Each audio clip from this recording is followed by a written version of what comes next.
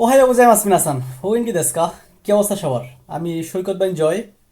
আপনারা যে YouTube channel থেকে দেখতেছেন এখানে মোটামুটি আমরা জাপান রিলেটেড কথাবার্তা বলি বা জাপানি ভাষা সংক্রান্ত কথাবার্তা বলি। তো আজকে আমরা স্টুডেন্ট ভিসা সংক্রান্ত ইউরোপ নিয়ে একটু কথা বলতে চাচ্ছি। তো ইউরোপ নিয়ে আমাদের অনেকেরই স্বপ্ন আছে। ইউরোপের বিভিন্ন কান্ট্রি আছে যেগুলা যাওয়া আমাদের আসলে পড়াশোনার ক্ষেত্রে আমাদের ইচ্ছা বা আমাদের প্ল্যান থাকে। তো আজকে আমরা এমন একজন লোকের সাথে কথা বলবো যে এস্তোনিয়াতে এখন আছে এই জায়গা নিয়ে এবং আরো অন্যান্য কান্ট্রি নিয়ে স্টুডেন্ট বিষয় নিয়ে কাজবাজ করে। তো আজকে আমরা ইউরোপ সম্পর্কে বলতে এস্তোনিয়া সম্পর্কে ফুল প্রসেস বলতে এখানে আসলে কি কি ডকুমেন্ট লাগে, সময় কেমন লাগে, খরচ কি, ফিউচার কেমন হইতে পারে, আনুষঙ্গিক এই ব্যাপারগুলো আজকে আমরা খুব বিস্তারিত জানার চেষ্টা করব। তো চলেন প্রথমে আমরা আমাদের গেস্টের সাথে একটু পরিচিত হই। আমার নাম অনন্ত রায়। আমি কেরিয়ার অ্যাব্রুড কনসালটেন্সি সিইও হিসেবে কর্মরত আছি এই মুহূর্তে। আমি এস্তোনিয়াতে আছি 2018 সাল থেকে। পড়াশোনা কমপ্লিট করে আমি এখানেই জব করছি এবং পরিকল্পনা করছি যে ভবিষ্যতে যাতে এখানে সেটেল হতে পারি। আচ্ছা তো আচ্ছা। এই তো। উম, আচ্ছা আপনি তাহলে প্রথমে মাস্টার্স প্রোগ্রামে গেছিলেন নাকি পিএইচডি করার জন্য? আমি এমবিএ করার জন্য আসছিলাম এখানে। ও আচ্ছা আচ্ছা, বুঝতে পারছি। এটা কোন সিটিতে ছিল? এটা তালিন সিটিতে। বুঝতে পারছি। এখন মূল ব্যাপার হলো তাহলে আপনি যখন বিদেশে যাওয়ার প্ল্যান করলেন, ইউরোপ বা এশিয়াতে তো অনেক কান্ট্রি আছে, আপনি এস্তোনিয়া কেন চুজ করলেন? হ্যাঁ হ্যাঁ, ভালো একটা কোয়েশ্চেন। সত্যি কথা বলতে এস্তোনিয়া সম্বন্ধে আমি প্রথম জানি আমার এক বন্ধুর কাছ থেকে, যে এখানে একটা ইউনিভার্সিটিতে হুম হুম পড়াশোনা করতে আসে। তো পরবর্তীতে এস্তোনিয়া নিয়ে একটু সময় দিলাম, একটু রিসার্চ করলাম। পরে যেটা পেলাম যে এখানকার জনসংখ্যা খুব কম এবং এরা খুব পিসফুল একটা কান্ট্রি। সত্যি কথা বলতে জনসংখ্যা কম বলতে মনে করেন মাত্র 13 লাখ জনসংখ্যা সারা দেশে। এত আয়তন কত?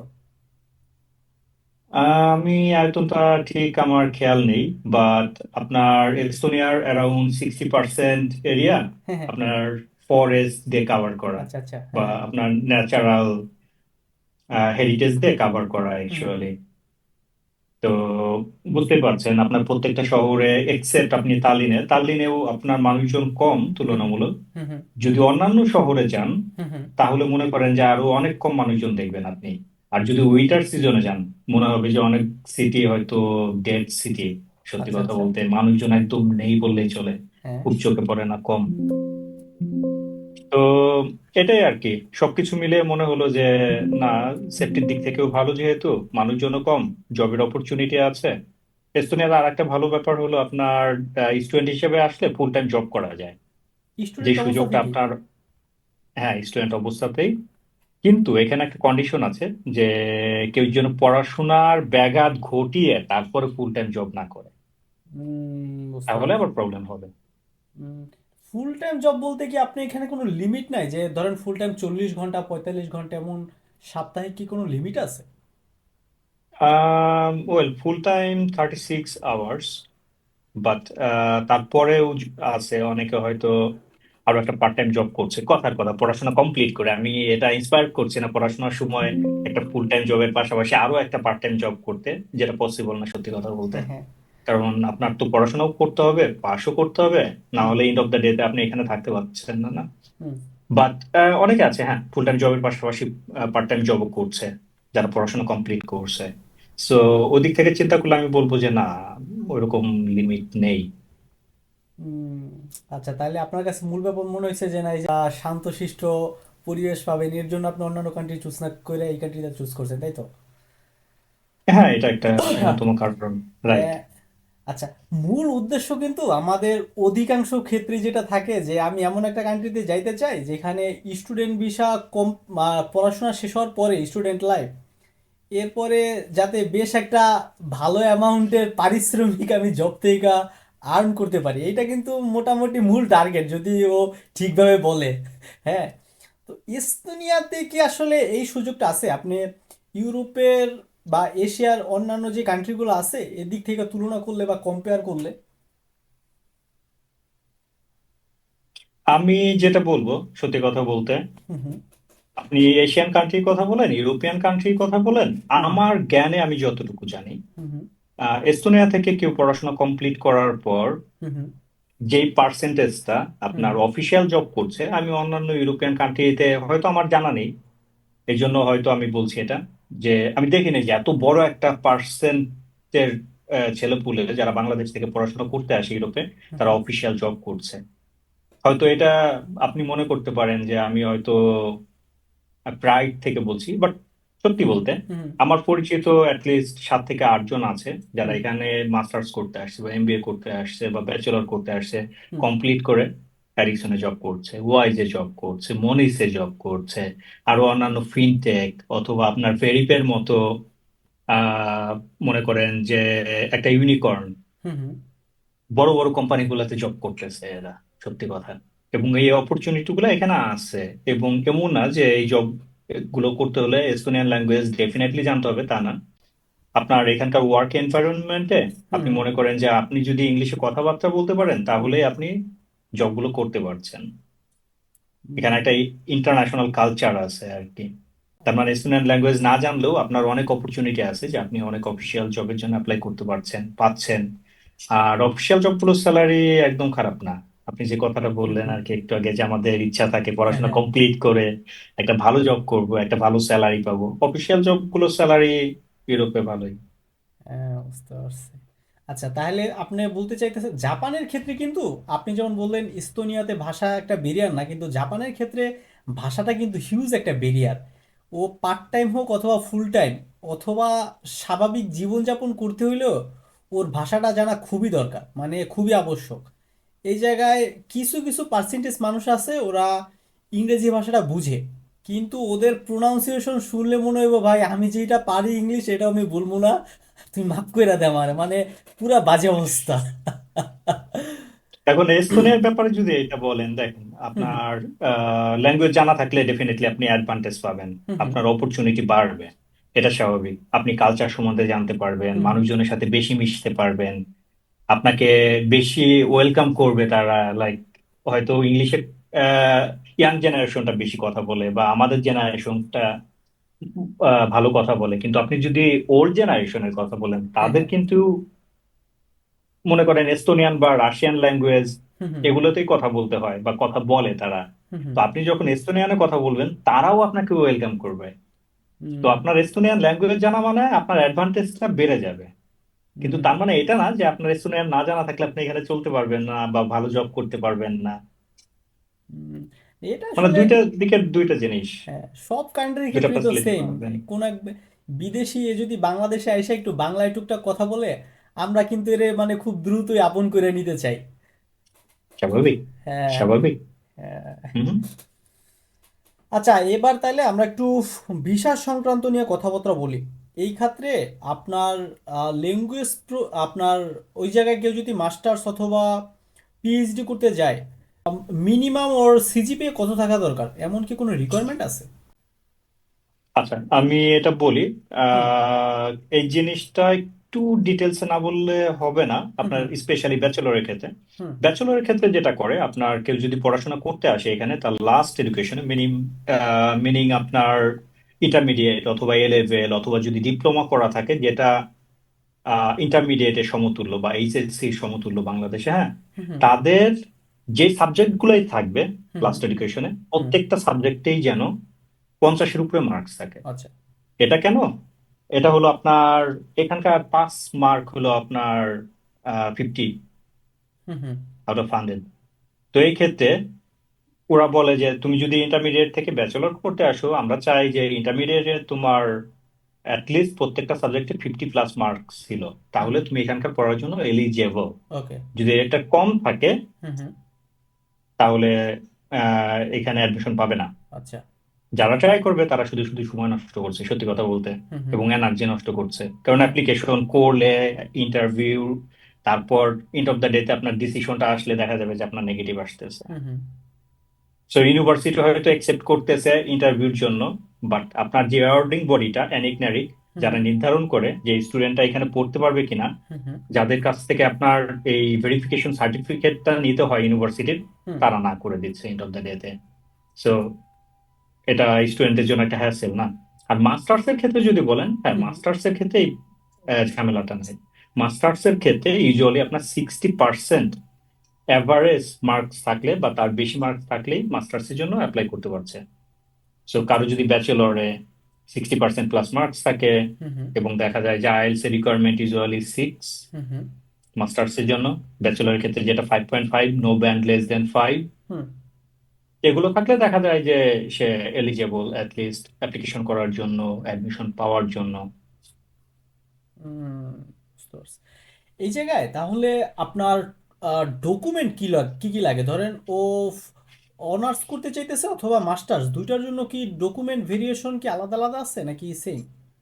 দুইটা প্রোগ্রামের আচ্ছা জন্য যদি আপনার ডকুমেন্ট কি কি লাগে, এটা আপনি একটা বেসিক একটা লিস্ট আপনি যদি বলতেন। এখন এটা ইউনিভার্সিটি ওয়াইজ আপনার কিছুটা ভেরি করতে পারে, বাট আপনার যেই মেইন ডকুমেন্ট গুলো হুম আপনার হুম প্রয়োজন হয়, কেউ যদি মনে করেন ব্যাচেলর করতে চায়, হুম তাহলে তার এসএসসি ইন্টারমিডিয়েটের সার্টিফিকেট, ট্রান্সক্রিপ্ট। আচ্ছা। যদিও কিছু ইউনিভার্সিটি আছে আমি দেখছি তারা শুধুমাত্র লাস্ট এডুকেশনের সার্টিফিকেট আর ট্রান্সক্রিপ্ট চায়। হ্যাঁ হ্যাঁ।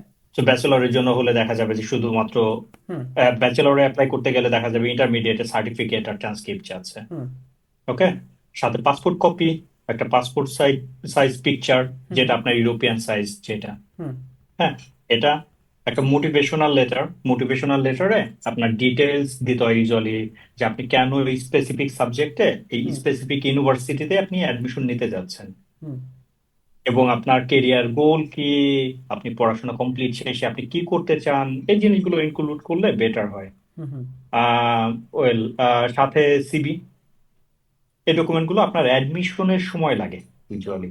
আর মাস্টার্স এর ক্ষেত্রে আপনার সিমিলারলি ইউনিভার্সিটি ওয়াইজ ভেরি করতে পারে, বাট আপনার ওই মেইন ব্যাচেলরের main certificate, transcript, CV, motivational letter, ছবি, এগুলো, ও আচ্ছা, পাসপোর্ট কপি, এটা হুম, এগুলোই লাগে মেইনলি।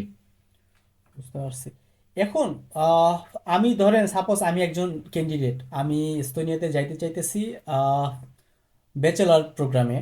এখন এই ক্ষেত্রে হুম। আমি যখন কোনো একটা ইউনিভার্সিটি চুজ করব, এটা কি আমি গুগল কইরা সার্চ করে এইভাবে করতে পারি নাকি এমন নির্দিষ্ট কোনো ওয়েবসাইট বা কিছু একটা আছে যেখান থেকে যে কোন কোন ইউনিভার্সিটিগুলা কোন কোন সময়ে ওরা সেশন চালু করতেছে এটা জানতে পারি, নাকি একটা এজেন্সি বা কোনো একটা পারদর্শী লোক যে এটা নিয়ে কাজ করতেছে আর শরণাপন্ন হওয়া উচিত একটা ইউনিভার্সিটি চুজ করার ক্ষেত্রে?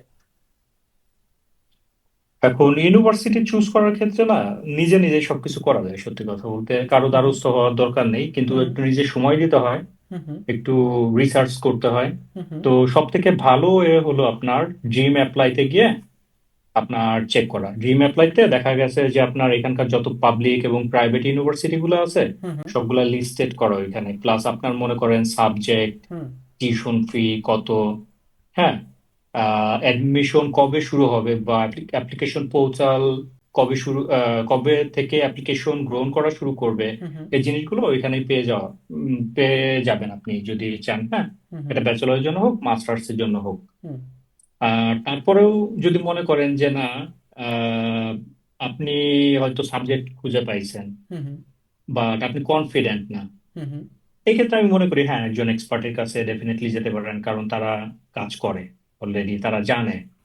এবং অনেক সময় হয় না যে ছোট ছোট অনেক মিস্টেকের কারণে আপনার অ্যাডমিশন হয় না বা ভিসা হয় না, হুম হুম বাট একটা স্টুডেন্ট যদি মনে করে যে না আমি এভরি সিঙ্গেল ডিটেলস ধরে যাব, হুম হুম আমি নিজে নিজে করবো, সেটাও ডুয়েবল, টু বি অনেস্ট। আর কেউ যদি সময় আর এনার্জি বাঁচাইতে চায় আর কিছু টাকা এক্সট্রা গেলে সমস্যা না হয়, হ্যাঁ ডেফিনেটলি তারা এক্সপার্টের কাছে যেতে পারে। হুম। আচ্ছা, তাইলে আমি ধরেন ইউটিউব গুগল ঘাটাঘাটি করে বা ফ্রেন্ড সার্কেল কেউ একজন থাকে এস্তোনিয়াতে, এর মাধ্যমে আমি চুজ করলাম যে আমি এই ইউনিভার্সিটিতে আমি যাইতে চাইতেছি। এখন তাইলে আমার প্রসেসিংগুলো যদি শুরু থেকে শেষ পর্যন্ত, আচ্ছা প্রথম কোশ্চেন হলো সেশন কয়টা? জাপানে যেমন ল্যাঙ্গুয়েজ প্রোগ্রামে যারা আসে সেশন, এটা 4টা সেশন, ওখানে সেশন কয়টা টোটাল? আমাদের এখানে সেশনটা একটু ডিফারেন্ট আমি যদি বলি। হ্যাঁ আমি ডিফারেন্ট কেন বলতেছি কেন? এটাতে যাই। আপনার পাবলিক ইউনিভার্সিটির সেশন একটা, হ্যাঁ, কোন মাসে শুরু হয়? September session. সেপ্টেম্বরে আহ, থেকে ক্লাস শুরু হয় আর কি ইউজুয়ালি। আচ্ছা। তাদের অ্যাপ্লিকেশন পোর্টাল ইউজুয়ালি শুরু হয় আপনার জানুয়ারি ফেব্রুয়ারির দিকে শুরু হয়ে যায়। হুম হুম কেউ যদি অ্যাপ্লাই করতে চায় জানুয়ারি, মিড জানুয়ারি ফেব্রুয়ারি প্রথম দিকে এই সময়টাতে অ্যাপ্লিকেশন করতে পারে। বাট অ্যাপ্লিকেশন পোর্টাল খোলার সাথে সাথে আমরা রেকমেন্ড করি বা আমি মনে করি যে অ্যাপ্লিকেশন করা উচিত। হুম হুম কারণ দেখা যায় এখানকার পাবলিক ইউনিভার্সিটি গুলোতে আপনার অন্যান্য ইউরোপিয়ান ইউনিভার্সিটি, অন্যান্য ইউরোপিয়ান স্টুডেন্ট, হুম হুম তারপর অনেক Asian student, African student, American student তারাও অ্যাপ্লিকেশন করতে থাকে। সো প্রায়োরিটি বেসে দেখা যায় যে আপনার ইন্টারভিউ গুলো নেওয়া হয়, তাদের সিট যদি ফিল আপ হয়ে যায় হুম হুম তারপরে তো আর কোনো অপশন থাকবে না, নতুন করে তারা আর সিট ওপেন করে আরো স্টুডেন্ট রিক্রুট করবে না বা হুম হুম তাদের পড়াশোনা করার সুযোগ দিবে না। যদি ফিল আপ হয়ে যায় পোর্টাল ক্লোজড ডেডলাইনের আগেও। যদি ফিল আপ হয়ে যায় নতুন করে আর বেশি স্টুডেন্ট আর নিতে পারছে না, এটাই ব্যাপার। আর যদি পাবলিক ইউনিভার্সিটির কথা বলেন তাহলে সেশন দুইটা। হুম হুম পাবলিক ইউনিভার্সিটিতে আপনার ফেব্রুয়ারি সেশনেও নিচ্ছে হুম হুম স্টুডেন্ট, আবার আপনার সেপ্টেম্বর সেশনেও নিচ্ছে। সরি, প্রাইভেট ইউনিভার্সিটিতে। হুম হুম আমি তো প্রাইভেট ইউনিভার্সিটির কথাই বলছিলাম না। প্রাইভেট ইউনিভার্সিটিতে দুইটা সেশন, হুম হুম ফেব্রুয়ারি প্লাস সেপ্টেম্বর। আচ্ছা আচ্ছা। বুঝতে পারছি। এই ক্ষেত্রে পাবলিক এবং প্রাইভেট ইউনিভার্সিটির ক্ষেত্রে স্কলারশিপের কি কোনো ব্যাপার স্যাপার আছে দুইটার মধ্যেই? স্কলারশিপের কথা বললে আপনার মেরিট বেসড স্কলারশিপ যেটা সেটা তো আছে। আপনার সব ইউনিভার্সিটিতে দেখা যায় যে প্রত্যেকটা কোর্সেই আপনার সব থেকে ভালো রেজাল্ট যার থাকে হুম সেই হুম ইচ্ছা করলে অ্যাপ্লিকেশন করতে পারে। প্লাস আপনার আর একটা আছে কুমলাউদা, যেটা কুমলাউদাটা হলো আপনার আউট অফ ফোরে যার ফোর থাকবে হুম হুম সে মনে করেন মেরিট বেস স্কলারশিপের জন্য ডেফিনেটলি এলিজিবল এবং পাবে। আর যদি অন্য স্কলারশিপের কথা বলেন, এটার জন্য আমরা রেকমেন্ড না করি কোনো স্টুডেন্টকে করার জন্য। হ্যাঁ হ্যাঁ এটা হলো need base scholarship. Need base স্কলারশিপটা হইলো আপনার মনে করেন যে কারো হয়তো ফ্যামিলি কন্ডিশন ভালো না বা ফ্যামিলি সাপোর্ট ভালো না, হ্যাঁ হ্যাঁ তারা ইচ্ছা করলে নিড বেসড স্কলারশিপের জন্য অ্যাপ্লাই করতে পারে এবং আপনার 300 to 400 ইউরো পার মান্থ তারা পাবে। কিন্তু এই ক্ষেত্রে একটা সমস্যা আছে। কি সমস্যা? আপ- একটা স্টুডেন্ট যখন বাংলাদেশ থেকে আসে, হ্যাঁ হ্যাঁ সে যখন বলতেছে যে আমি আমার নিজের টিউশন ফি নিজে পে করবো বা আমার ফ্যামিলি পে করবে, হ্যাঁ আমার কাছে যথেষ্ট পরিমাণ টাকা আছে, সে হুম ব্যাংকে টাকা দেখায় আসছে, হুম তাই না?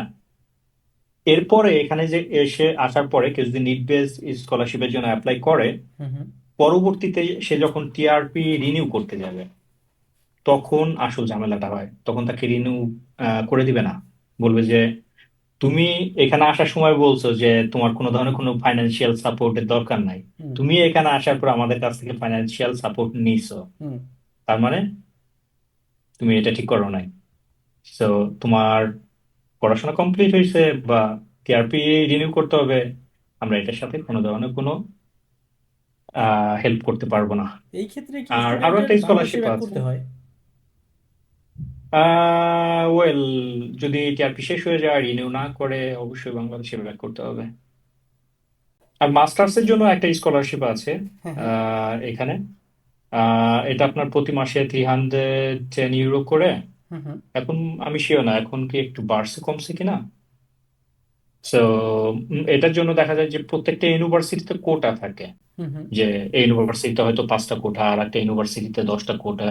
হুম হুম হ্যাঁ, এবং কিছু রিকোয়ারমেন্ট থাকে যে আপনার রেজাল্ট কেমন, অ্যাপ্লিকেশন করার সময় আপনার মোটিভেশনাল লেটারটা তে আপনি আসলে কি উল্লেখ করছেন সবগুলোর উপর জাজ করে দেখা গেল 10টা অ্যাপ্লিকেশন থাকলে যদি 5টা কোটা থাকে হুম ওই হুম 5 জনকে দেয়।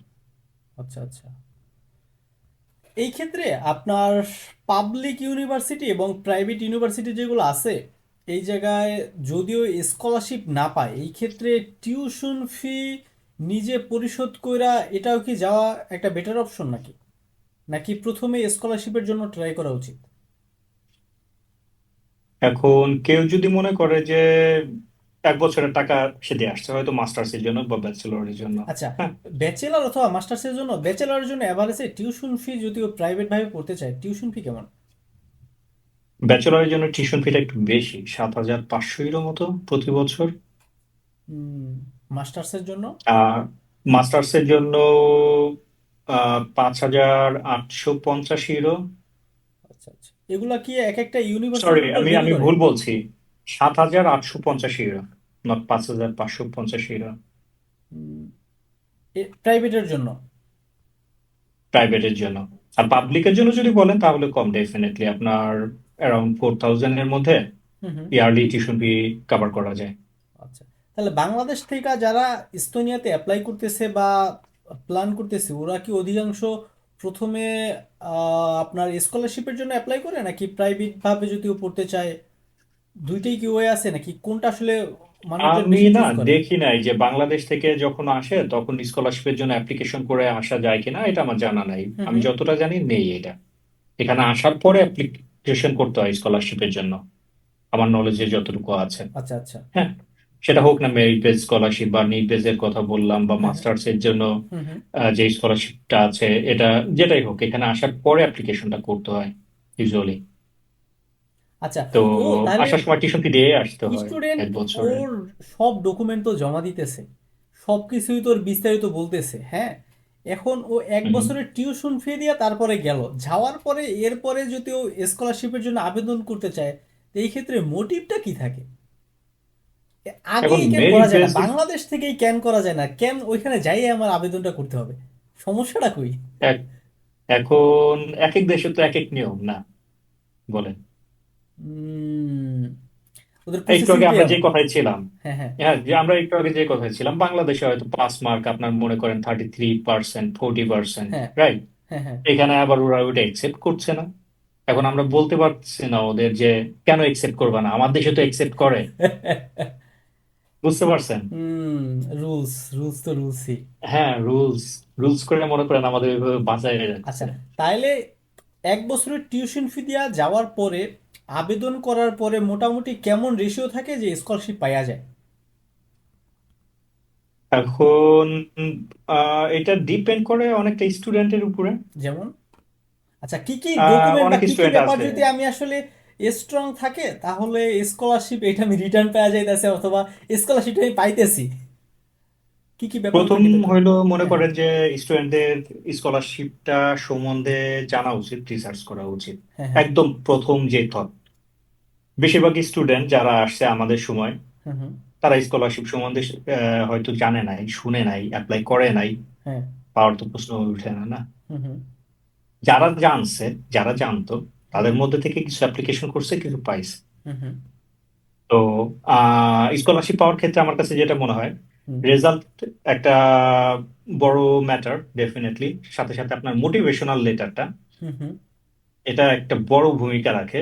আপনি যখন অ্যাপ্লিকেশনটা করবেন স্কলারশিপের জন্য, হুম হুম। এবং যে যা স্কোরে অ্যাকচুয়ালি সিলেক্ট করছে যে আপনি স্কলারশিপটা পাওয়ার যোগ্য কিনা, হুম তারা আপনার থটটা মোটিভেশনাল লেটার থেকে জানতে চায়। কারণ আলাদা করে তো আর ইন্টারভিউ নিচ্ছে না, হুম। বা হুম। আপনার সাথে কথা বলছে না। অতএব আপনার যেটা দিতে হবে মোটিভেশনাল লেটারের মধ্যে আপনার দিতে হচ্ছে মূলত। হুম। আচ্ছা, মোটিভেশনাল লেটার এটা যারা এস্তোনিয়া নিয়ে কাজ করতেছে, আমি যদি এমন কয়েকটা এজেন্সির কাছে যাই, এদের কাছ থেকে আমি বেটার একটা ধারণা পাই, অথবা এদের হেল্প নিয়ে কিন্তু আমি বেটার একটা মোটিভেশনাল লেটার আমি লিখে নিতে পারি। কারণ এরা যেহেতু কাজ হুম। করতেছে, এদের হয়তো বা অনেক অনেক লেটার লেখার এক্সপিরিয়েন্স আছে। কিন্তু এছাড়া ডকুমেন্ট বলতে কি, আমার সিজিপিটাই ম্যাটার করে। এইটা যদি ঠিক থাকে এবং মোটিভেশনাল লেটার যদি বেটার থাকে, আশা করা যায় যে স্কলারশিপ পাওয়া যাবে, তাই তো? এখন এটা সবার ক্ষেত্রে না, আমি একটু আগেও কিন্তু বলেছিলাম যে হুম এটা হুম। আপনার কোটা আছে, লাইক আপনার মেরিট বেস স্কলারশিপ প্রত্যেকটা সাবজেক্টে হয়তো একটা দুইটা। হুম হুম। এখন আপনার যদি মনে করেন সবার সিজিপিএ, আহ ব্যাচেলরের জন্য যারা অ্যাপ্লাই করবে আউট অফ ফাইভ ফাইভ হুম নিয়ে হুম। আসছে ইন্টারমিডিয়েটে, হুম হুম। মোটিভেশনাল লেটারও খুব ভালো লিখছে, hmm hmm. Just for example. এবার যদি ক্যান্ডিডেট থাকে 10 জন, হুম হুম। এখানে স্কলারশিপ দিচ্ছে একজন বা দুইজনকে। হুম হুম। এখন 10 জনে কিন্তু এক্সপেক্ট করতে পারে না যে আমি খুব ভালো মোটিভেশনাল লেটার লিখছি, আমার জিপিএ 5 আছে, মিনিং আমি স্কলারশিপটা পাচ্ছি। হুম হুম। কম্পিটিশনে চলে আসছে কিন্তু, হুম। তাই না? এটাই। বুঝতে ঢাকা পারছি। ইউনিভার্সিটিতে যেমন অ্যাপ্লিকেশন করার সময় দেখা যায় যে আপনার হয়তো আর্টস সেশনে, হ্যাঁ হ্যাঁ। আর্টস ডিপার্টমেন্টে, বা আপনার কলা ভবনের হয়তো সিট আছে সব মিলে মনে করেন 2,000, হুম হুম। অ্যাপ্লিকেশন পরে 2 লক্ষ, 3 লক্ষ। এখন সবার যদি এক্সাম ভালো হয়, তারপরেও কিন্তু তারা সবাইকে নিতে পারছে না এই হ্যাঁ হ্যাঁ। দপ্তরেতে। এবং তাদের তারা ওইখান থেকে তাদের চুজ করতে হবে যে ভালোর ভালো, তাকে চুজ করে তারপরে স্কলারশিপটা দিবে না। হুম। আচ্ছা, এখন তাইলে হাফ মাস্টার্স প্রোগ্রাম, আচ্ছা আমরা প্রথমে তাইলে ব্যাচেলার প্রোগ্রাম নিয়ে একটু, ব্যাচেলার প্রোগ্রামে শুরু থেকে আপনার এস্তোনিয়াতে যাওয়া পর্যন্ত টোটাল প্রসেসিংটা কি, কোন স্টেপে কতদিন সময় লাগে এবং কোন স্টেপে কত খরচ হইতে পারে, এইটা আপনি বিস্তারিত একটা ধারণা দেন একবারে শুরু থেকে এস্তোনিয়া যাওয়া পর্যন্ত। আচ্ছা, এটা ডিপেন্ড করে। আমি প্রাইভেট ইউনিভার্সিটির উদাহরণ দিই অ্যাকচুয়ালি। আচ্ছা, আপনার জার্নি ওকে। কি প্রাইভেট ইউনিভার্সিটি ছিল? হ্যাঁ, আমার জানি প্রাইভেট ওকে, ইউনিভার্সিটি তাহলে ছিল আমরা মূলত। প্রাইভেট ইউনিভার্সিটির কথাই শুনি। আচ্ছা, প্রাইভেট ইউনিভার্সিটিতে মনে করেন এখন অ্যাপ্লিকেশন চলছে হুম এই হুম। মুহূর্তে। এটা চলবে নভেম্বরের শেষ অবধি। আচ্ছা। এটা চলছে আপনার ফেব্রুয়ারি সেশনের জন্য, যাদের ক্লাস শুরু হবে আপনার ফেব্রুয়ারি ফার্স্ট উইক থেকে। হুম হুম। তার মানে হাতে আছে আপনার ডিসেম্বর, জানুয়ারি, 2টা মাস কিন্তু। হুম হুম। তো অনেকে আছে অ্যাপ্লিকেশন আগে করছে বা এখন করছে, এই মুহূর্তে করছে। হুম হুম। তাদের আপনার ইন্টারভিউ হচ্ছে, এক্সাম হচ্ছে, হুম হুম। সাবজেক্ট ওয়াইজ ভেরি করে। তো এগুলো হওয়ার পরে দেখা যায় যে আপনার মিড নভেম্বর পর্যন্ত এরা সাধারণত কন্ডিশনাল অফার লেটার যেটা পেয়ে যায়। হুম হুম। কন্ডিশনাল অফার লেটার পেয়ে গেলে তখন ইউনিভার্সিটি বলে যে তোমরা টাকাটা পে করো আচ্ছা, এবং মেইন এই অফার যে এই যে আমার লেটারটা একটা কালেক্ট কোশ্চেন করো। আছে, আমি কি হুম। প্রথম আবেদনটা তো করতেছি অনলাইনে, এরপরে ডকুমেন্টগুলো কি আমি অনলাইনেই সাবমিট করব নাকি কোনো ডকুমেন্ট আমার? সব অনলাইনে সাবমিট করবেন আপনি। আচ্ছা, অফলাইনে কোনো এখানে ব্যাপার আপনার স্যাপার নাই? আউটপুট পাঠানোর দরকার নেই। আচ্ছা আচ্ছা। ওকে। বুঝছেন? হ্যাঁ এটা হ্যাঁ। ইজি। আচ্ছা। আপনার এটা, আপনি যেহেতু এই প্রশ্নটা করলেন, এটার সাথে রিলেটেড আমি আরেকটা ইনফো দিয়ে রাখি। হ্যাঁ হ্যাঁ। এস্তোনিয়াতে আপনার বলে 99% ব্যাংকিং অনলাইনে হয়। তার মানে আপনি যদি মনে করেন যে আপনি বাসায় থেকে আপনি অ্যাকাউন্ট খুলবেন, ডুয়েবল। আপনি যদি মনে করেন যে আপনি ব্যাংকের কোনো ব্রাঞ্চে না গিয়েও আপনার কার্যক্রমগুলো পরিচালনা করবেন, হয়তো আপনার স্যালারি নিচ্ছেন অ্যাকাউন্টে, টাকা তুলছেন এটিএম থেকে, হ্যাঁ হ্যাঁ। ব্রাঞ্চে যাওয়ার প্রয়োজন নেই, টাকা ট্রান্সফার করছেন সেকেন্ডের মধ্যে এক অ্যাকাউন্ট থেকে আরেক অ্যাকাউন্টে, হুম হুম। এটা ডুয়েবল। অ্যাকাউন্টও যেহেতু বাসায় বসে করা যায়, এটা কিন্তু বেটার একটা অপরচুনিটি।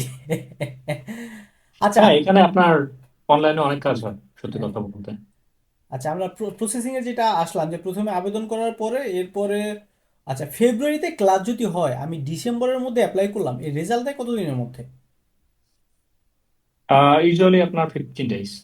আচ্ছা, রেজাল্ট দেওয়ার পরে। 15 ডেজ এর মধ্যে হুম হুম। রেজাল্টটা দিয়ে আপনাকে একটা কন্ডিশনাল অফার লেটার ইস্যু করবে। হুম হুম।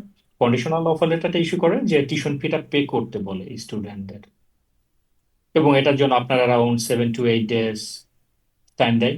হুম in hmm. The meantime একটা আপনার স্টুডেন্ট ফাইল খুলে হুম হুম। টিউশন ফিটা পাঠিয়ে দিতে হয় ওদের। আচ্ছা আচ্ছা।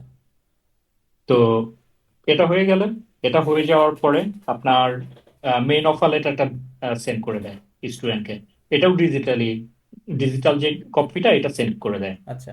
যেটা দিয়ে আপনি অ্যাম্বাসি ফেস করতে পারবেন। হুম হুম।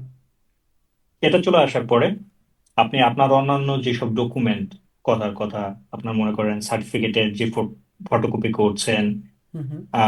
বা অ্যাটাস্টেড করাচ্ছেন হুম হুম। ফটোকপিকে, হুম হুম। আহ, এটাকে নোটারি করাবেন।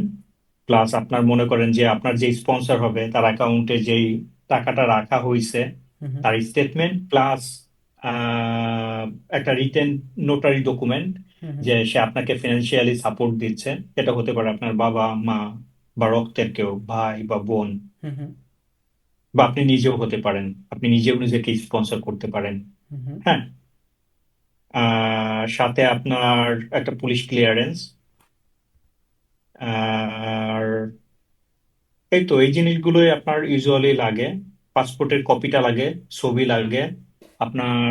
এখন টিআরপি অ্যাপ্লিকেশনটা আপনার নিউ দিল্লি থেকে আর নেয় না, ডি ভিসার জন্য অ্যাপ্লাই করতে হয়। হুম তো হুম। ডি ভিসা ফর্মটা ডাউনলোড করে এটাকে ফিল আপ করে হুম হুম। এটাও সাথে করে নিয়ে যেতে হয়। আর মেইন যে ডকুমেন্টগুলো, মেইন কপিগুলো, এগুলো সাথে করে নিয়ে যেতে হয়। এম্বাসি ওইটা দেখতে চায় অনেক সময়, বাট তারা রাখে না, তারা সাধারণত ফটোকপি গুলোই রেখে দেয়। বুঝতে হ্যাঁ। এম্বাসি কি বাংলাদেশে আছে নাকি ইন্ডিয়া থেকে? স্টুডেন্ট ভিসার জন্য বা ডি ভিসা লং টার্ম ভিসার জন্য ইন্ডিয়াতেই যেতে হয়, নিউ দিল্লিতে। আচ্ছা, নিউ দিল্লিতে। হুম হুম, বুঝতে পারছি। হুম। তাইলে প্রসেসিং এর শুরু আবেদন করা থেকে শুরু কইরা ওর অফার লেটার পাওয়া পর্যন্ত অথবা আনুষঙ্গিক ইউনিভার্সিটি থেকে যে ডকুমেন্টগুলো আসবে সবই অনলাইন বেস। শুধু ওর ইন্টারভিউ দেওয়ার জন্য ওর নয়াদিল্লিতে যাইতে হবে, তাই তো? হ্যাঁ, রাইট, এম্বাসিতে যেতে হবে উম, ফাইলগুলো সাবমিট করার জন্য প্লাস ইন্টারভিউ দেওয়ার জন্য। আচ্ছা, তাহলে এখানে ভিসা প্রসেসিং এর টোটাল সময় লাগতেছে তাহলে 3 মাসের মতো। ওর অ্যারাউন্ড 3 মাস। ফেব্রুয়ারি সেশনের জন্য লাস্ট ডেডলাইন যদি ডিসেম্বর থাকে তাহলে ডিসেম্বর, জানুয়ারি, ফেব্রুয়ারি মোটামুটি এমন 3 মাস, 3 মাসের মতো এভারেজ। হ্যাঁ, ফেব্রুয়ারি সেশনের জন্য ডেডলাইন হলো আপনার এন্ড অফ নভেম্বর অ্যাকচুয়ালি। আচ্ছা। ডিসেম্বরে একটু আগে আর কি, তার মানে পুরোপুরি ডিসেম্বর জানুয়ারি পেয়ে যাচ্ছে হুম হুম আপনার সবকিছু রেডি করার জন্য, কিন্তু অ্যাপ্লিকেশনটা যেহেতু নভেম্বরে করছে, হুম হুম। তার মানে সব মিলে হ্যাঁ অ্যারাউন্ড 3 মাস মতো লাগছে। আচ্ছা, এই জায়গায় আরেকটা ব্যাপার হলো, ব্যাংকের স্টেটমেন্ট তো যে দেখাইতে হয় এইখানে মোটামুটি এখন বর্তমান ওদের রিকোয়ারমেন্ট কত যে মিনিমাম এত অ্যামাউন্ট থাকতে হয়? আচ্ছা, ব্যাংকে যেটা দেখাইতে হয় 1 বছরের টিউশন ফি আর 1 বছরের খরচ দেখাইতে হয়। আচ্ছা, সো টিউশন। আপনার টিউশন ফি 1 বছরের যত, আপনার মনে করেন যদি পাবলিক ইউনিভার্সিটি হয় কম, প্রাইভেট ইউনিভার্সিটি হলে একটু বেশি। আর 1 বছরে থাকা খাওয়ার জন্য আপনি আরো দেখাচ্ছেন অ্যারাউন্ড মনে করেন অ্যারাউন্ড 10 লাখ টাকা বাংলাদেশি টাকা, সব মিলে আমরা রেকমেন্ড করি 18 to 20 লাখ টাকা দেখাইলে মোটামুটি কাভার করে। বুঝতে পারছি। আচ্ছা, এই জায়গায় মজার একটা ব্যাপার হলো, আমরা যেহেতু জাপান নিয়ে কাজবাজ করতেছি, আপনারা যেহেতু ইউরোপ অনেক কান্ট্রি নিয়ে কাজবাজ করতেছেন, অধিকাংশ স্টুডেন্টের কিন্তু একটা মেজর সমস্যা হলো যে ভাই আপনার ডকুমেন্ট যা লাগবে এগুলো আমি কোনো না কোনোভাবে ম্যানেজ করতে পারবো বা এগুলো আছে, ব্যাংকের স্টেটমেন্ট তো আমার সমস্যা। ধরেন প্রসেসিং খরচ বাবদ বা 1 বছরের টিউশন ফি বাবদ আমার 8-10 লাখ টাকা লাগবে, এটা আমি কোনো না কোনোভাবে ম্যানেজ করতে পারবো। কিন্তু এক হুম একটা হুম। কান্ট্রি ভেদে 15 লাখ, 20 লাখ, 25 লাখ। যেমন জাপানের ক্ষেত্রে ইদানিং ধরেন 20 লাখ আমরা প্রেফার করি, আগে 12 লাখ, 15 লাখ টাকাও হইতো। তো এই ক্ষেত্রে হুম হুম হুম হুম। ব্যাংকের ব্যাপারটা এই ক্ষেত্রে যারা আগ্রহী থাকবে অথবা আপনাদের সাথে যোগাযোগ করতে চায়, এই ক্ষেত্রে ব্যাংকের কি আপনারা কোনো সাপোর্ট দিয়ে থাকেন কিনা, অথবা আমাদের কোশ্চেন কিছু। দুইটা, একটা হলো ব্যাংকের ক্ষেত্রে হুম আপনারা হুম। কোনো সাপোর্ট দেন কিনা, এক। আর ওকে। দ্বিতীয়ত, ব্যাংক এ যদি ম্যানেজ করতে চায়, একটা স্টুডেন্ট এ কি কিভাবে ম্যানেজ করতে পারে, এই দুইটা ব্যাপার একটু ক্লিয়ার করে। আচ্ছা, আমাদের কাছে যদি কেউ আসে সাপোর্টের জন্য, আমাদের পার্টনার ব্যাংক আছে, তাদের মাধ্যমে আমরা লোনের ব্যবস্থা করাই দিতে পারি। এবং এই ক্ষেত্রে স্টুডেন্টকে যেটা করতে হয়, সে যত টাকা ব্যাংকে দেখাতে যাচ্ছে তার 10% টাকা আর কি ব্যাংকে রাখতে হয়। আচ্ছা, কথা তাইলে কথা 20 লাখ টাকা রাখতে যাচ্ছে, দুই তার লাখ 2 লাখ টাকা হ্যাঁ হ্যাঁ। ডিপোজিট করতে হবে, হুম হুম বাকি 90% ব্যাংক লোন দিচ্ছে। হুম হুম এটা একটা ব্যবস্থা হতে পারে। আর যদি স্টুডেন্ট মনে করে নিজে নিজে করবে, হুম হুম তাতেও আপনার অনেকগুলো ব্যাংক আছে যারা মনে করেন যে স্টুডেন্ট লোন দিয়ে থাকে। হুম হুম এবং তারা এটাও বলতে পারে যে আমি এই টাকাটা নিচ্ছি আমার ব্যাংক স্টেটমেন্ট দেখানোর জন্য মূলত। হুম হুম সো জাস্ট 6 মাসের জন্য বা হুম পাঁচ হুম মাসের জন্য 4 মাসের জন্য 3 মাসের ব্যাংক স্টেটমেন্ট হলেই হয় ইউজুয়ালি। যদি কেউ চায় তার একটু বেশি তার থেকে একটু বেশি সময়ের জন্য রাখবে, হুম হুম। ব্যাংকের সাথে গিয়ে কথা বলে ব্যাংক ম্যানেজ করে দিবে। এক্ষেত্রে হয়তো মনে করেন যে আপনার 30 to 40,000, 50,000 টাকা এক্সট্রা খরচ হয়। আচ্ছা, 20 লাখ টাকা দেখাই তুলে আমার 2 লাখ টাকা ডিপোজিট করলে আমি 20 লাখ টাকা একটা লোন পাইতেছি। এখন আমি 20 লাখ টাকা ধরেন 1 বছর আমি ওদের এস্টিমেট দেখাইতে চাই, এই ক্ষেত্রে মোটামুটি খরচ কেমন হইতে পারে? 1 বছরের জন্য যদি দেখাইতে চান তাহলে আমার মনে হয় আরো একটু বেশি পড়বে। আপনার যদি 6 মাসের জন্য দেখাইতে চান হুম তাহলে অ্যারাউন্ড আপনার এভারেজ 30 to 40,000 টাকার বেশি লাগা উচিত না, ভেরি করবে ব্যাংক ওয়াইজ। হুম হুম তারপরেও অনেক ক্ষেত্রে হয়তো 50,000-এও লেগে যেতে পারে। আর যদি 1 বছরের জন্য দেখাতে চান তাহলে আমার জানা নেই, আমার মনে হয় 70-80 হাজার টাকা লাগবে। বুঝতে পারছি। আচ্ছা, তাহলে আই গেস এস্তোনিয়াতে যারা অ্যাপ্লাই করতেছে ওরা কি মোটামুটি 6 মাসের ব্যাংক স্টেটমেন্ট রিকোয়ারমেন্ট করে নাকি? 3 মাসের করে। 3 মাস এটা তো কেউ ভেরি, চাইলে খুবই শর্ট টাইম। হ্যাঁ শর্ট টাইমের জন্য 6 মাসের জন্য অনেকে রাখে, দেখাইলে মনে করেন যে অ্যাটলিস্ট এম্বাসি মনে করে যে না, সে যথেষ্ট সলভেন্ট, 6 মাসের জন্য যেহেতু টাকাটা রেখেছে হুম হুম। তার কাছে যথেষ্ট টাকা আছে। হ্যাঁ, এটা একটা প্লাস পয়েন্ট আর কি। বুঝতে পারছি। আচ্ছা, এই জায়গায় আহ, একটা ব্যাপার হলো, যেমন জাপানের ক্ষেত্রে আমরা কিন্তু সেভিংস অ্যাকাউন্ট অ্যাকাউন্ট এটা ওদের রিকমেন্ড করি, অথবা স্কুল থেকে ইউনিভার্সিটি থেকে যেই প্রোগ্রামে আসুক, ওর কিন্তু এফডিআর আসলে অনেক জায়গায় অ্যালাউ করে না। আর ইস্তোনিয়ার ক্ষেত্রে এটা তো আসলে ম্যাটার করে না, এফডিআর হইলেও তো হইতেছে, সমস্যা নাই তো। না, এটার হলো হচ্ছে এখানে। হুম, কারণ অনেক ব্যাংক কিন্তু আছে ওইখানে। আপনি 2 লাখ টাকা 3 লাখ টাকা একটা এফডিআর করে রাখলেন, এরপরে ওদের কাছে যদি আপনি আবেদন করতে চান, ওই টাকাটা কিন্তু এফডিআর হিসেবে জমা হইতাছে। কিন্তু সেভিংস হুম অ্যাকাউন্ট হুম হিসেবে হুম। এটা কিন্তু দেখানো মানে খুবই টাফ, বা এটার সুযোগ নাই বললেই চলে। সেভিংস অ্যাকাউন্টে টাকাটা থাকা মানে আমার কাছে যেটা মনে হয় যে অনেক এম্বাসি মনে করে যে টাকাটার যদি কাস্টমার তুলতে চায় বা ক্লায়েন্ট তুলতে চায়, হ্যাঁ, হ্যাঁ। তার একটা দ্রুত একটা অ্যাক্সেস, কুইক একটা অ্যাক্সেস আছে। কিন্তু এফডিআরটা হলে আবার ভাঙাতে হবে, তারপরে ওইটা লিকুইড হলে তোলা একটু হয়তো সময়ের ব্যাপার। তারপর এফডিআর এর ব্যাপারে হয়তো অনেক ধরনের বাইন্ডিংসও থাকতে পারে, আমি জানি না। এটা একটা ব্যাপার হতে পারে যে না, এর আগে টাকাটা তুললে তুমি এত টাকা পাবা। সো এই ক্ষেত্রে এম্বাসি হয়তো মনে করতে পারে যে ক্লায়েন্ট কি মূলত এটা এফডিআর ভাঙবে নাকি জাস্ট আমাকে দেখানোর জন্যই সেটা শো করছে। বাট এসোনিয়ার ক্ষেত্রে এই ধরনের কোনো বাইন্ডিং যেহেতু নেই, সো আমার মনে হয় হ্যাঁ, এটা এফডিআর আসলে হোক, এক সেভিং একটা অ্যাকাউন্ট কান্ট্রির উপরে হোক। ভেরি করে, ওদের রুলস রেগুলেশনের উপর তো রাইট রাইট রাইট। আমাদের কিছু বলার কিছু নাই। আচ্ছা, হ্যাঁ হ্যাঁ। এই না, জায়গায় তাই তাহলে, তো। হ্যাঁ, এই জায়গায় তাহলে অন্য একটা ব্যাপার যেটা চলে আসে, অ্যাপ্লাই যেহেতু করতেছে, ওর 100% যে ভিসা হয় ব্যাপারটা তো এমন না। এখন ওর ধরেন 20 লাখ টাকা ব্যাংক দেখাইতে হবে, ও এফডিআর 20 লাখ টাকা আছে। আপনার সিজি আইএলটিএস এর ক্ষেত্রে ওর সিজি 6 লাগবে, ওর ধরেন স্কোর 6+ আছে, 6.5 আছে। বা আনুষঙ্গিক যে ডকুমেন্টগুলোর কথা বললেন এগুলো ঠিকঠাক আছে। এখন কেউ যদি রিজেক্ট হয়, মূল কারণ কি যে এই কারণটার কারণে ও রিজেক্ট হইতেছে, এমন কয়েকটা গুরুত্বপূর্ণ রিজন বলেন। আহ, এখন আমি যদি 2020-এর কথা বলি, হুম, হুম। 2020-এ যেটা হয়েছিল আপনার, আহ, এখানে বাংলাদেশ এবং নেপাল থেকে অনেক স্টুডেন্ট আসার পরে তারা এখান থেকে পালায় চলে গেছে। কেন?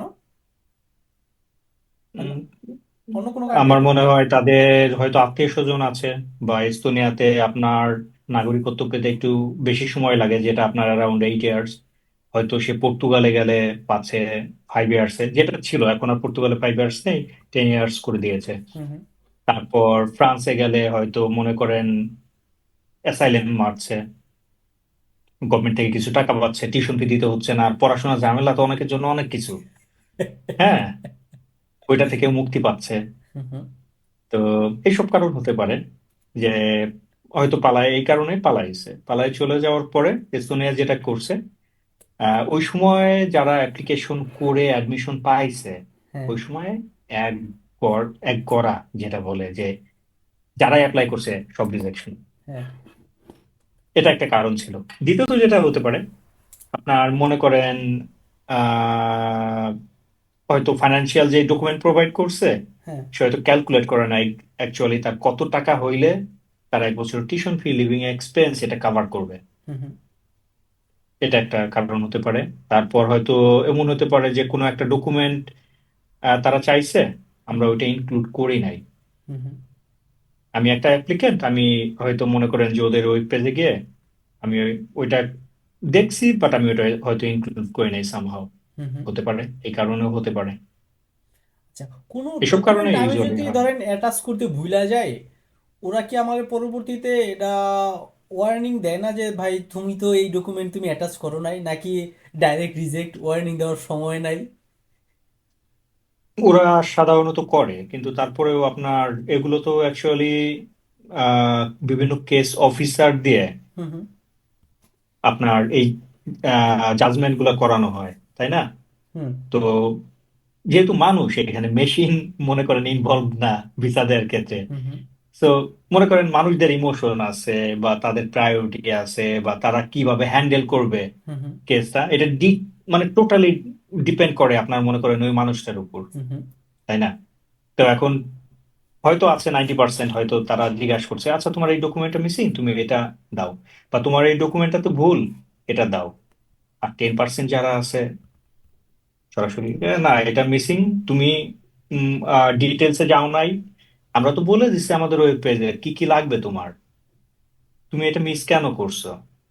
তার যদি অ্যাপ্রোচটা এরকম হয়, হ্যাঁ, সে রিজেক্ট করে দিতে পারে। এটা অ্যাপ্লিকেন্টের ভুল, রাইট? রিজেক্টের হার কেমন এস্তোনিয়াতে? বর্তমানে যেটা দেখছি আপনার ভিসা রেশিও খুবই ভালো, সত্যি কথা বলতে। খুবই ভালো। 70% 80% বাট আসে? এমনকি কোনো? না, আমি বলবো 90% প্লাস বলবো আমি এই মুহূর্তে। আমি এই বছর এখনো রিজেকশন দেখিনি এস্তোনিয়াতে। উম, বুঝতে পারছি। হুম। আচ্ছা, তাহলে বাট আমি। এটাও আপনার ওই সিজনের মতো, সত্যি কথা বলতে চেঞ্জ হয়। যদি এখানে যারা আসছে তারা যদি পালায় চলে যায়, হ্যাঁ, হ্যাঁ। আমি গ্যারান্টি দিচ্ছি না যে তারা আবার একবার রিজেক্ট করা শুরু করবে না। বা যদি তারা মনে করে যে বেছে বেছে স্টুডেন্ট গুলো আনছে, হুম, হুম, এখন আপনার মনে করেন অনেক স্টুডেন্ট আনছে না, হাতে গোনা স্টুডেন্ট আনছে, হুম, হুম, হ্যাঁ, 15-20 জন স্টুডেন্ট আনছে, তার মানে খুব বেছে বেছে আনছে। তারা যদি এখানে থাকে পড়াশোনা করে, তাহলে হয়তো এই ডোরটা আরো ওয়াইডলি ওপেন হতে পারে, হুম, আরো হুম। বেশি স্টুডেন্ট তারা আনবে। বুঝতে পারছি। হুম। আচ্ছা, তাইলে আমি আবেদনও করলাম, আমি ওইখান থেকে অফার লেটারও পাইলাম, এরপরে আমি ইন্টারভিউর জন্য নয়াদিল্লিতে গেলাম। এখন ইন্টারভিউ বোর্ডে আসলে কোশ্চেন কি করে, এই যে কাহিনীটা কি হয়? আমার কাছে যেটা মনে হয়েছে, সত্যি কথা বলতে, আমি আমার এক্সপিরিয়েন্স থেকে যদি বলি বা আমাদের স্টুডেন্টদের এক্সপিরিয়েন্স থেকে বলি, হ্যাঁ, আহ, তারা প্রথম যাচাই করতে চায় যে আমি আইএলটিএস এর ডকুমেন্ট দিছি, ফাইন, হ্যাঁ। বাট আমি ইংলিশে কমিউনিকেশন করতে পারছি কিনা। আচ্ছা। এই জিনিসটা একটা মেইন ফ্যাক্ট থাকে। প্লাস তারা আরো একটা জিনিস জাজ করতে চায় যে আমি যে প্রোগ্রামে আসতে চাচ্ছি বা যে ইউনিভার্সিটিতে আসছি, হ্যাঁ। আমি এটা সম্বন্ধে আসলে কতটা জানি, কতটা জ্ঞান রাখি। আচ্ছা, আচ্ছা। মানে আমি কি জাস্ট অ্যাপ্লাই করতে চলে আসছি, কোন সাবজেক্টে আসছি, কোন ইউনিভার্সিটিতে যাচ্ছি, আমি কি জানি না? আসলে কিছু জানি না। হ্যাঁ, হ্যাঁ। তো দেখা যায় যে প্রোগ্রাম রিলেটেড কোশ্চেন করে, পার্সোনাল কোশ্চেন করে, হুম, হুম, তারপর মোটিভেশন নিয়ে কোশ্চেন করে যে কি কারণে হুম, হুম, এস্তোনিয়াতে পড়াশোনা করতে আসছো, হুম, হুম, বা পড়াশোনা কমপ্লিট করে হুম, হুম, তারপর কি করবা। হুম, অ্যাজ ইউজুয়াল কোশ্চেন। আপনার ইন্টারভিউটা খুব বেশি লং যে হয় তা না, অ্যারাউন্ড 15 to 20 মিনিটস। হুম। না, তাহলে এই যে এই এত তো। ক্রিটিক্যাল কিছু নাই, বেসিক জিনিসপত্র, যেমন আমি মোটিভেশনাল লেটার যখন লিখছি, আমি কি লিখছি কেন লিখছি এটা তো আমি অবশ্যই জানি। 2 নম্বরে হইলো আমি কোন ইউনিভার্সিটিতে যাইতে চাইতেছি এবং কি নিয়ে পড়াশোনা করতে চাইতেছি, আমার প্যাশনের যে ব্যাপার স্যাপারগুলো, এগুলো তো আমার অবশ্যই ভালোভাবে জানা উচিত, বা আমি যাই না শুনেই তো এগুলো লিখছি, আবেদন করছি। মানে হুম ক্রিটিক্যাল হুম। তেমন কোনো ব্যাপার স্যাপার ঘটে না, তাই তো? হ্যাঁ, এখন না ক্রিটিক্যাল কোনো ব্যাপার স্যাপার ঘটে না, বাট এই জিনিসটা মাথায় রাখা উচিত স্টুডেন্টদের যে আমি যদি নিজে অ্যাপ্লাই করি, তাহলে তো আমি নিজে অনেক কিছু রিসার্চ করে বের করছি, কিন্তু কোনো এজেন্সি বা কোনো এক্সপার্ট যদি তাকে হেল্প করে, হুম, এই হুম, ক্ষেত্রেও যেন সে সব ডিটেলস এর দিকে নজর রাখে এবং ইনফরমেশন গুলো সে জেনে রাখে, যাতে ইন্টারভিউ দেওয়ার সময় সে যাতে মানে আমতা আমতা না করতে হয় যে হ্যাঁ আমি কোন সাবজেক্টে পড়তে যাব, আমি কোন ইউনিভার্সিটিতে পড়তে যাব। এটা হলে দেখা যায় যে হ্যাঁ, আপনার রেজাল্ট হয়তো আপনার নেগেটিভও আসতে পারে। এইটা আপনি মানুষ হিসেবে জাজ করেন না, আপনি কি করবেন এমনটা হলে? এইটা ভাই আপনি কি আসলে শিওর মনে হবেন? হয় কি, আমরা বাঙালি জাতি হিসাবে বললে কিছু লোক আবার গালি টালি দিতে পারে। সাপোজ কয়েকদিন আগের একটা কাহিনী বলি, আমি এখন যে জায়গায় পার্ট টাইম করতেছি, এই জায়গায় একটা ছেলে আসছে লাস্ট 4 মাস হইলো। ও, আমি যে জায়গায় কাজ হুম করতেছি, ও হুম এই জায়গায় জয়েন করছে গত মাসে। তো এই জায়গায় হুম জাপানে আসা খরচ বাবদ ও যে স্কুলে আসছে, ওইটা টিউশন ফি ধরেন বাংলাদেশি টাকায় 6 লাখ টাকা। হুম এরপরে ব্যাংকে ব্যাংকে টিউশন ফি পাঠাইতেছে 6 লাখ, এবং ধরেন এজেন্সির প্রসেসিং ফাইল বাবদ যদি ধরেন 1 লাখ থেকে 1.5 লাখ, ধরেন 7 লাখ 7.5 লাখ টাকা। আনুষঙ্গিক যদি আরো 50,000 টাকা যায়ও, ধরেন 8 লাখ টাকার মধ্যে ও ওই স্কুলে কোনো একটা এজেন্সির মাধ্যমে চলে আসতে পারতো। ও কি করছে, হুম হুম ওর বাপে আবার বড় লোক, মানে অশিক্ষিত বড় লোক যেটা, হ্যাঁ, টাকা পয়সা আছে মাথায় জ্ঞান নাই। এ এক লোকরে 19 লাখ টাকা দিছে যে ভাই, তুই 19 লাখ টাকা দে, আমার ছেলের তুই যেমনি পারস তুই জাপানে পাঠা। এই ছেলেও আসলে ওই যে বাপের মতোই 19 লাখ দিয়ে আসছে, যেই জায়গায় ও একটা এজেন্সির মাধ্যমে আসলে 8 লাখ টাকা আসতে পারতো। 11 লাখ টাকা মারা খাইছে। হ্যাঁ।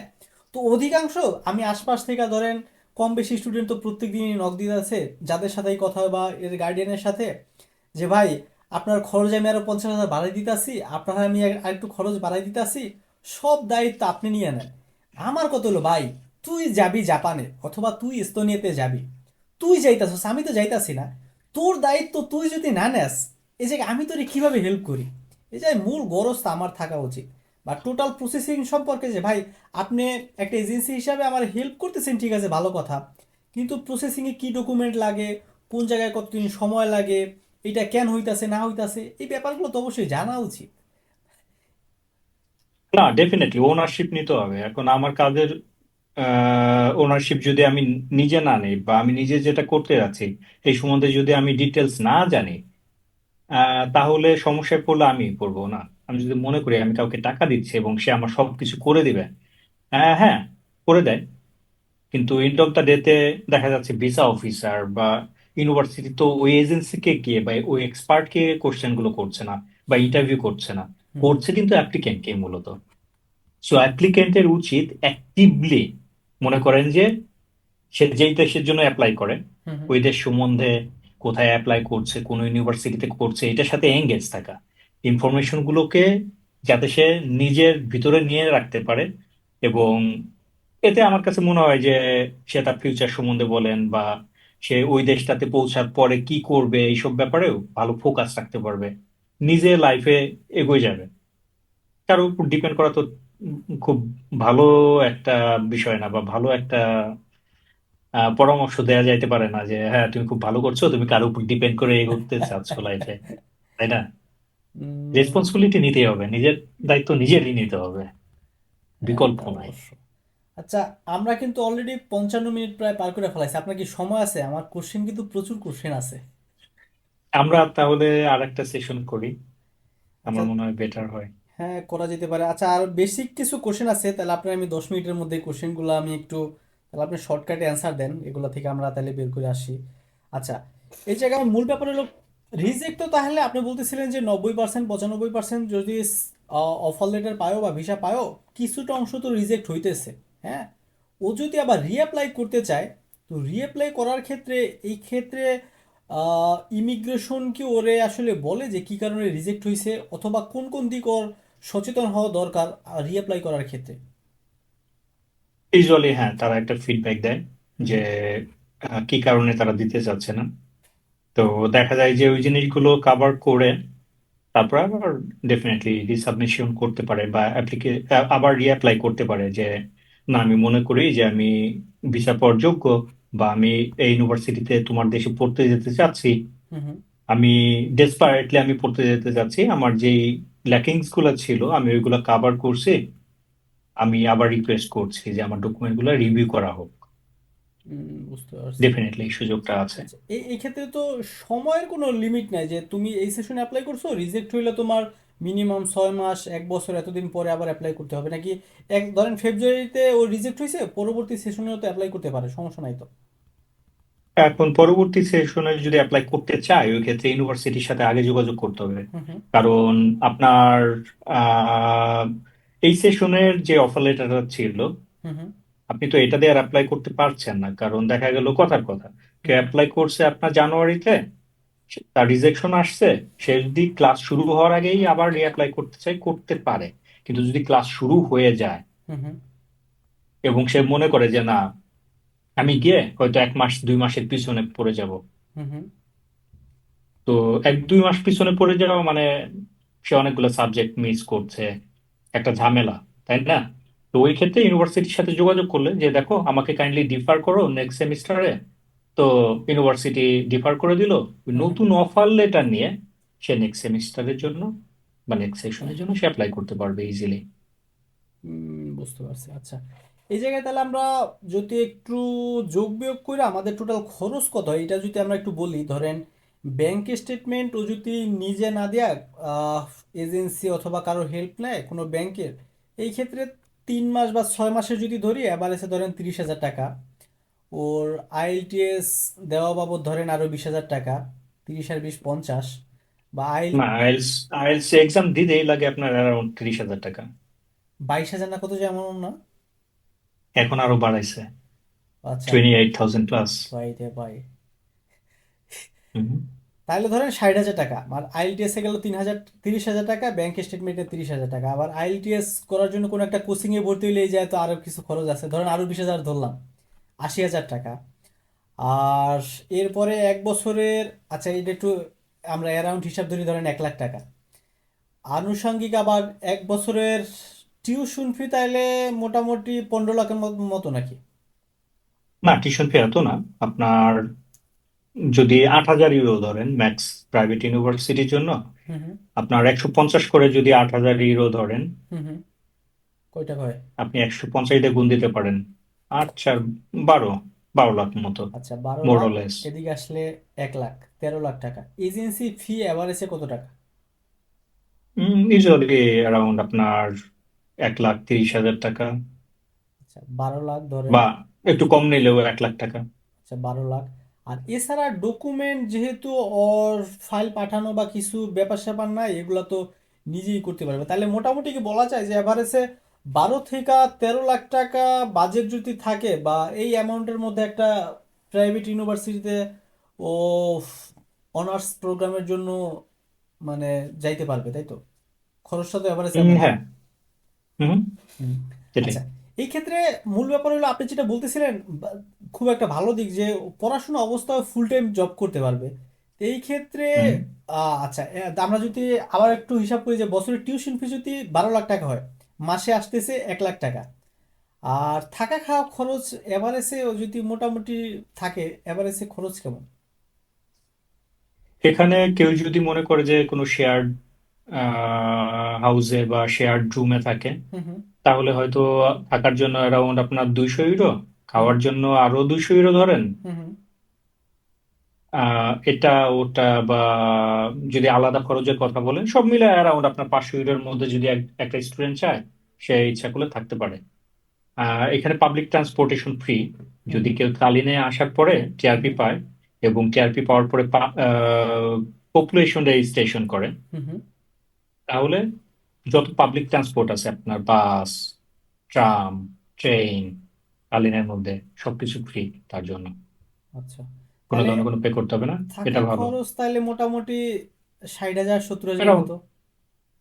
হ্যাঁ, টাকার হিসাব করলে এরকম। আচ্ছা, তাহলে খরচ টোটাল দুইটা আসতে আছে, টিউশন ফি 1 লাখ টাকা, থাকা বা আনুষঙ্গিক আর হাত খরচ মিলে ধরেন 70,000 টাকা। এক লাখ হুম। সত্তর হাজার টাকা ও যদি পার্ট টাইম জব অথবা ফুল টাইম একটা জব করে, এইখান থেকে প্রত্যেক মাসে এভারেজে ইনকাম করা কেমন সম্ভব? কেউ যদি মনে করে যে ফুল টাইম জব করবে, হ্যাঁ, এখানে অ্যারাউন্ড আপনার 1,30,000 টাকা মিনিমাম আমি বলবো। হুম হুম আমি বেশি ধরছি না। আমি অফিসিয়াল জবের স্যালারি ধরছি না একটা কারণে। হুম হুম কারণ সে আসার পরে সে অফিসিয়াল জব করার পাশাপাশি তো ফুল টাইম জব করতে পারবে না। হুম হুম সরি, ফুল টাইম পড়াশোনা করতে পারবে না। কারণ অফিসিয়াল জব গুলো শুরু হয় 9 to 5 ইউজুয়ালি। হুম হুম আর ক্লাসও থাকে দেখা যায় যে আপনার সকাল থেকে সন্ধ্যার মধ্যেই ইউজুয়ালি। সো দেখা যায় যে তার হয়তো এমন একটা জব খুঁজতে হবে যেটা সে সকালে করতে পারে, অথবা রাতে করতে পারে, বা বিকালে করতে হুম হুম পারে, বা যেই দিন তার হয়তো ক্লাস নেই ওই দিন করতে পারে, অথবা উইকেন্ডেতে করতে পারে, হুম কিন্তু ফুল টাইম জব। তো এটা যদি করে দেখা যায় যে অন এভারেজ সে হয়তো 1,30,000 টাকার মতো সে ইনকাম করতে পারবে। আচ্ছা, আপনার এখানে একটা প্রশ্ন হইতে পারে যে খরচ তো তাহলে বেশি, আরো সেটা আরো তো কিভাবে টাকা কাভার দরকার, করবে? হ্যাঁ হ্যাঁ, এটা কি বাংলাদেশ হ্যাঁ, থেকে নিতে তাই না? হবে? আচ্ছা, তো না, বাংলাদেশ থেকে না নিলেও হবে। যদি এখানে কেউ আসার পরে, হুম টিআরপি পাওয়ার পরে, টিআরপি পেতে সাধারণত 2 মাস মতো সময় লাগে, এরপরে সে ফুল টাইম জব শুরু করলো, হুম সে হুম। কিন্তু আর ইউনিভার্সিটিকে এই বাকি 7 8 10 মাস টাকাটা দিতে হচ্ছে না। কিন্তু দ্বিতীয় বছর সে তো এক আমার বছর যদি, টিউশন আচ্ছা ফি আচ্ছা, দিয়ে আসছে। দ্বিতীয় বছর আমার যদি কোনোভাবে স্কলারশিপ আমার না থাকে, হ্যাঁ, দ্বিতীয় বছরের জন্য আবার কিন্তু আবার টাকা আবার জমা দিতে হইব। এই যে আমি ফার্স্ট ইয়ারেই যে 7 8 9 10 মাসের জন্য, মানে যেই সময়টা আমি জব করছি ফুল টাইম, হুম আমি তো টাকাটা আমি সেভ করতেছি নেক্সট ইয়ারের জন্য। হুম হুম নেক্সট ইয়ারের খরচের সাথে সাথে এখান থেকে কিছু টাকা খরচ করা। আচ্ছা, তাহলে প্রথম বছর আসলে সেভিংস এর টাকাটা দ্বিতীয় বছরে যদি স্কলারশিপ পায় খুবই ভালো, দ্বিতীয় বছর ওই টাকাটা নিজে ইউজ করতে পারলো। অথবা প্রথম বছরের সেভিংস এর টাকাটা দ্বিতীয় বছরের টিউশন হিসেবে ও জমা করতে হবে, ব্যাপারটা এমনই। হ্যাঁ, ওইরকম প্লাস সেকেন্ড ইয়ারে তো জব করতে থাকবে। আচ্ছা, যখন জব তাহলে করবে তখন ওইখান থেকে কিছু টাকা অ্যাড করলো যদি প্রয়োজন হয়। আর যদি স্কলারশিপ পেয়ে যায় তাহলে তো আর সমস্যাই নেই। উম, আচ্ছা, তাইলে ব্যাপার হলো খরচ যেটা আর ইনকাম মোটামুটি করা যেটা সম্ভব, এটা যদি নিজে একটু হিসাব হিসাব করে চলে, মানে আহামরি তেমন একটা প্যারা খাইতে হয় না। এক্স্যাক্টলি, একটু হিসাব করে চললে তারা খাইতে হয় না। হ্যাঁ হ্যাঁ, বুঝতে পারছি। আচ্ছা, কতদিনের মধ্যে আসলে পার্ট টাইম অথবা ফুল টাইম জব এটা ম্যানেজ করা সম্ভব? ওখানে জবের মার্কেট কেমন? এখানকার জবের মার্কেট বেশ ভালো, জব অ্যাভেলেবল আছে। আপনার যদি কেউ মনে করেন যে রেস্টুরেন্ট ফুড ডেলিভারি করতে চায়, আমার মনে হয় যে আসার পরে টিআরপি পাওয়ার পরেই শুরু করতে পারে। আমার মনে হয় না তার 10-15 দিনের থেকে বেশি সময় লাগবে খোঁজার জন্য। বাট হ্যাঁ, এখন হইতে পারে অনেকে হয়তো জানে না কিভাবে খুঁজতে হয়। হুম হুম যদি পরিচিত থাকে একটা অ্যাডভান্টেজ। দ্বিতীয়ত যদি প্ল্যাটফর্ম গুলোর কথা জানা থাকে, কোন প্ল্যাটফর্মে জবগুলো খুঁজতে হয় বা কিভাবে হুম হুম জবগুলো খুঁজতে হয়, তাহলে ঠিক আছে। যদি অ্যাক্টিভ হয় যে না, আমি সিভি প্রিন্ট করে আমি হয়তো নিজেই যাচ্ছি, আমি যেখানে জব খুঁজবো, তো এটাও করতে পারে। বা যদি ফুড ডেলিভারির কথা বললাম, যেমন যদি মনে করে যে আমি একটা অ্যাকাউন্ট খুলে নিব বোল্টে অথবা ওল্টে, ফুড ডেলিভারি যে কোম্পানিগুলো আছে, হুম হুম সে টিআরপি পাওয়ার পরের দিন থেকেই অ্যাকাউন্ট খুললো, খোলার পরে অ্যাকাউন্টটা হাতে পাওয়ার সাথে সাথেই সে জব করতে পারছে। হয়তো আপনি বলতে পারেন যে আহ, সে কেন অফিসিয়াল জব করতে পারবে না? হুম হুম না, ডেফিনেটলি অফিসিয়াল জবও করতে পারবে, কিন্তু ওই যে বললাম যে পড়াশোনা ঠিক রেখে সে অফিসিয়াল জবও খুঁজতে পারবে। এটার জন্য কয়েকটা প্ল্যাটফর্ম আছে, সিবি.ই, হুম হুম সিবিকে স্কুজ, হুম হুম ফুল টাইম, পার্ট টাইম, এগুলোর জন্য ট্রাই করতে পারবে ডেফিনেটলি। বুঝতে বাট পারছি। হ্যাঁ, এখানে জব মিলে, এমন না যে এখানে জবের হাহাকার চলছে, তা না, লাকিলি। বুঝতে পারছি। তাহলে মূল ব্যাপার হলো ও যদি নিজের একটু চোখ কান খোলা রাখা আশপাশে একটু জব ট্রাই করে, তাহলে আহামরি তেমন একটা সময় লাগবে না, 2-1 সপ্তাহের মধ্যে হয়তোবা কিছু রাইট। না কিছু একটা ম্যানেজ করে ফেলাইতে পারবে। এই, আচ্ছা, আমরা যেহেতু অলরেডি প্রায় 1 ঘন্টা সময় পার করে ফেলাইছি, আমার প্রচুর পরিমাণ আরো কোশ্চেন আছে। আর এটা আপলোড দেওয়ার পরে যারা দেখতেছে, এই পর্যন্ত দেখছে, এদেরও যদি কোনো ধরনের প্রশ্ন থাকে আমাদের ফেসবুক কমেন্ট বক্সে অথবা মেসেজ করতে পারে, বা ইউটিউবের কমেন্ট বক্সে আমাদের জানাইতে পারে। তো আমরা চেষ্টা করব, যদি এদের আরো কিছু গুরুত্বপূর্ণ কোশ্চেন থাইকা থাকে, এগুলা নিয়ে আমরা পরবর্তীতে আরেকটা সেশন করতে পারি। আর এই পর্যন্ত আসলে যারা দেখছে, আমার মনে হয় যে এরা বেসিক যেই সব ইনফরমেশন মোটামুটি জানা দরকার, ও হয়তো বা এখান থেকে মোটামুটি কিছু জিনিস ও গুরুত্বপূর্ণ তথ্য পাইছে। তো এরপরেও আপনার আর কিছু জিনিস কি অ্যাড করার আছে আরো? মানে কেউ যদি এস্তোনিয়ার জার্নিতে আগ্রহী থাকে অথবা এখান থেকে শুরু করতে চায়, তাহলে আর কি কোনো ব্যাপার আছে, বা আপনি এখন কি আরো কিছু সাজেস্ট করতে চান যে এই ব্যাপারগুলো মাথায় রাখা আমি উচিত? জাস্ট একটা জিনিস একটু অ্যাড করতে পারি। কেউ যদি মনে করে যে না, আমার ফার্স্ট লাইফে দরকার নেই, বাট লাইফে পিস দরকার, আহ একটা প্রফেশনাল জব দরকার, হুম বা হুম ক্যারিয়ারে ভালো করতে চাই, আমার মনে হয় এস্তোনিয়াটা তাদের পছন্দ করা উচিত। এক্সেপ্ট তাদের একটা জিনিস মেনে নিতে হবে, এখানে উইন্টার সিজনে আপনার মনে করেন -2 to 20 ডিগ্রি পর্যন্ত চলে যায়। এই জিনিসটা একসেপ্ট করতে হবে। যেটা আপনার মনে করেন যে 2-3 বছর সময় লেগে যায় ইউজুয়ালি, লাইক এটাকে মেনে নিতে, যে না আমি ঠান্ডাটা মেনে নিতে পারছি। কিন্তু এর মধ্যে দিয়েও একটা ভালো খবর আছে, যেটা যে আমাদের কিন্তু বাইরে অনেক সময় কাটাতে হয় না, এমন না যে উইন্টারের সময় হুম হুম আমার প্রচুর সময় কাটাতে হচ্ছে। দেখা যায় যে বেশিরভাগ সময় হয়তো বাসের মধ্যে কাটাচ্ছি, অথবা ঘরে কাটাচ্ছি, অথবা আপনার ইউনিভার্সিটিতে কাটাচ্ছি। তো সব জায়গাতে না হিটিং সিস্টেমটা আছে, তার মানে আপনি যদি মনে করেন যে টি শার্ট পরে ক্লাস করবেন, এটা ডুয়েবল, রাইট?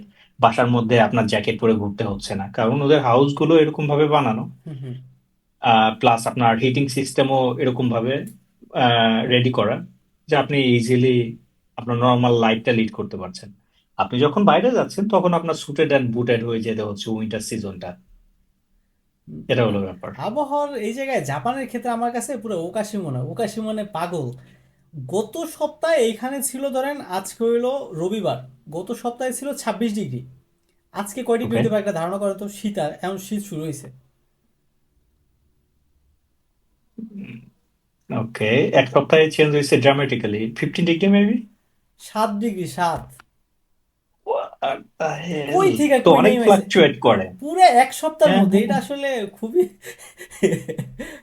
আর এই জায়গায় এভারেজে মোটামুটি এই Wow. হিরোশিমা, ফুকুয়ামা এই অঞ্চলটাতে মোটামুটি হুম, যখন হুম, হুম, বেশি ঠান্ডা পড়ে -4 ডিগ্রি, 5 ডিগ্রি যায়। কিন্তু হুম, হুম, হোক্কাইদো হুম। বা টোকিওর ওই সাইডটার থেকে হোক্কাইদোতে মনে হয় -30 ডিগ্রি পর্যন্ত যায়, পুরো ভয়ানক অবস্থা। এটা ওই জায়গায় একটা মেজর দিক। এই তো হুম, হুম, হুম, আমরা হুম। এখন তাহলে শেষ করি, আর এর পরবর্তীতে গেস্ট, এদের যারা দেখতেছে এদের যদি কোনো কোশ্চেন থাকে আমরা হয়তো আর পরবর্তী কোনো সেশন নিয়ে আসবো। তাহলে যারা শেষ পর্যন্ত দেখছে, কারণ আমাদের এখন মনোযোগ মনে হয় থাকে 6 সেকেন্ড আর 7 সেকেন্ড যেন দেখতেছিলাম। তো অলরেডি ধরেন এই যারা 1 ঘন্টার মতো দেখছে, এদের কি আপনি এমন কোনো মহামূল্যবান ম্যাজিক বা মন্ত্র কিছু আছে যেটা আপনি দিতে চান?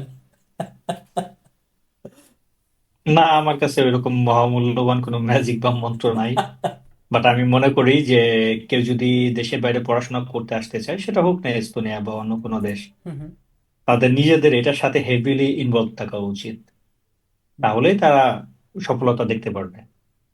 তো আমি বলবো যে তারা নিজেরাই নিজেদের মন্ত্র বা ম্যাজিক হয়ে উঠতে পারে, সত্যি কথা বলতে। হুম। হ্যাঁ, ঠিক বলছেন, কারণ যেই জায়গায় আসলে আমাদের মনোযোগ 6-7 সেকেন্ডের বেশি থাকে না, যারা 1 ঘন্টা পর্যন্ত মোটামুটি দেখছে, আমি আশা করি বা আমি বিশ্বাস করি আসলে ধৈর্যবান মানুষজন। তো এদের আহ, এস্তোনিয়া হোক অথবা যেই কান্ট্রির জন্য ট্রাই করতেছে কিনা, এদের জন্য অনেক অনেক শুভকামনা রইলো। তো দেখা হচ্ছে পরবর্তী ভিডিওতে। Bye bye. Okay then. Okay, by.